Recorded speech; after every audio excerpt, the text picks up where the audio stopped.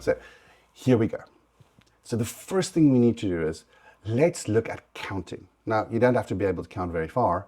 So anything with 10 fingers is more than enough. All right. Actually, it's 12. So we start off with saying, how do I count breaths? So the first thing is we think of a breath as going in and out. Okay. Now, when a breath goes in and out at a certain rate, it creates certain physiological changes in our bodies. Now, one of those changes is if we breathe much faster, we hyperventilate. If we breathe much slower, we create tension. So one, we don't want to hyperventilate, and two, we don't want to create tension. We want to relax. Now, the research says 4 to 6 times in a minute allows us to relax. So for the easiest part of the meditation, we just think about, okay, 6 times a minute, that is 60 seconds. So every 60 seconds, I just breathe out and I breathe in, and I breathe out and I breathe in. Now, you've seen my hand gesture over here, but let me show it to you from the side. I want you to think of it as an infinity sign. You can also think of it as a figure 8, but a figure 8 has a stopping point. An infinity sign just continues. So the idea is to keep the breath constant, flowing in and out without stopping. Okay? So from the side, that basically means I'm going to breathe out and I'm going to breathe in, and I'm going to breathe out and I'm going to breathe in. All right, you guys get the infinity sign? Breathe out and breathe in. Okay, so now the next thing we need to think of is, what do we do with that infinity sign? So we've got this feeling, the breath now, the counting side that we're also engaging in the prefrontal cortex, but now let's engage the visual cortex as well and do some sense-making connections there as well. So we take that infinity sign that we just created, and now let's visualize it as golden. Not just golden, but shimmering with light, just lots of light shining off it. And make it golden because we want color in there. And make it shiny because now we can add some fantasy and creativity to it. You can make it golden with rainbow stripes. Or you can make it silver. Or you can make it platinum with some red stripes in it. It doesn't really matter. Make it shine and make it colorful, because we want to engage as much of your brain as possible in that. Okay, so now we've got this colorful infinity sign. Breathing out, breathing in. Breathing out, breathing in. Now, it's not always easy to visualize stuff if you don't close your eyes. So I would suggest you close your eyes and just practice that for a second.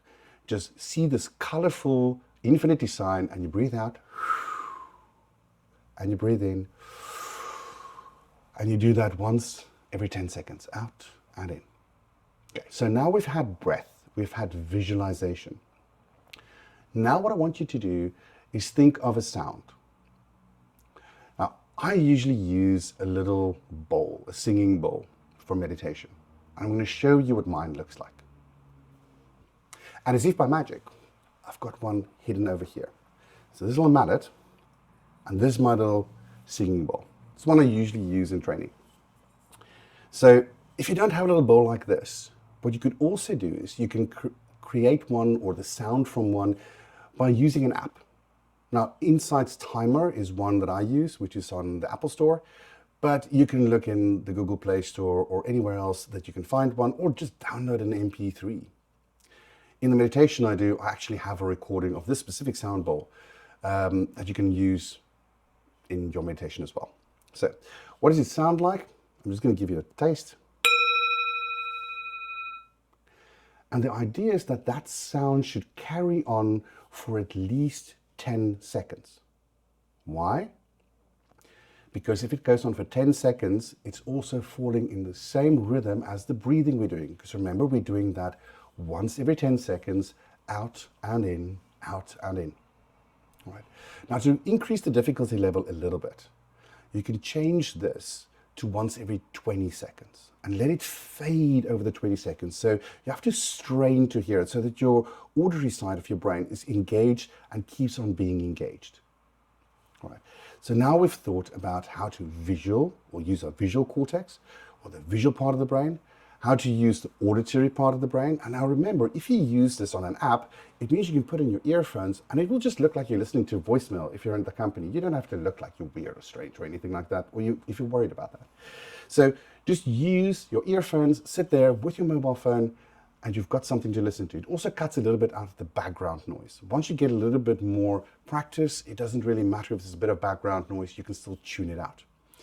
And it's actually quite great because just focusing on your breathing, you'll start being able to tune out noise in your business, for instance, or in your company, because you'll be focused on what you have right in front of you, namely your breath. So I'll put this away a little bit. And now I want to talk to you about how long do we do this. So we start off with these breaths, 10 seconds each, and we do the listening, let's say once every 20 seconds, and then we continue to do this for 2 minutes. So that means it's 6 auditory stimuli, and it's 12 breaths.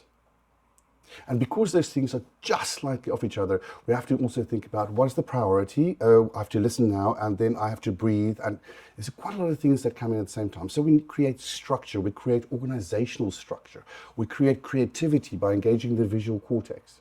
We help to sort of overload the brain with stimuli so that we forget about what has just happened. What happened just now in the past and what is going to happen in the future, and how do we bring those two things together? And that allows us to let go of what has just happened.